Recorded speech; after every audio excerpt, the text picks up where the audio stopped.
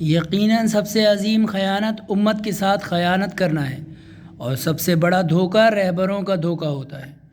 جو اپنی امانت سے لاپرواہی برتتا ہے اور خیانت کی طرف چل پڑتا ہے اور اپنے دین و نفس کو اس خیانت سے دور نہیں رکھتا، تو بلا شبہ خود اپنے آپ کو غیر مذمت میں ڈھکیل دیتا ہے اور آخرت میں بھی اس سے بھی زیادہ ذلیل ہوگا۔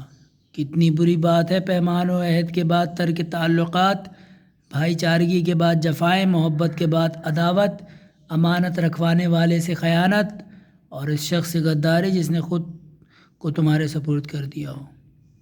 جس نے تمہارے پاس امانت رکھی ہے اس کے ساتھ خیانت نہ کرنا، بھلے ہی اس نے کبھی تمہارے ساتھ خیانت کی ہو۔ خیانت کے لیے یہی کافی ہے کہ تم خائنوں کے امین رہو۔ خیانت امانت داری کو برباد کر دیتی ہے۔ خیانت و جھوٹ میں برادری ہے۔ خیانت نفاق میں سر فہرست ہے۔ خیانت تقوی کی کمی اور بے دینی کی دلیل ہے۔ خائن وہ ہے جو خود کو چھوڑ کر دوسروں میں مشغول رہے اور اس کا آج گزشتہ کل سے بدتر ہو۔ خیانت سے اجتناب کرو کیونکہ یہ اسلام سے دور کر دینے والی شے ہے۔ مشورہ لینے والے اور تسلیم ہو جانے والے اشخاص کے ساتھ خیانت بدترین امور اور عظیم ترین برائیوں میں سے ہے، اور بدترین عذاب کا سبب یہی ہے۔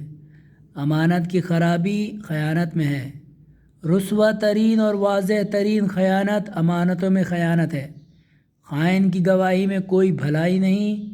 خیانت اور اخوت کبھی اکٹھا نہیں ہو سکتے۔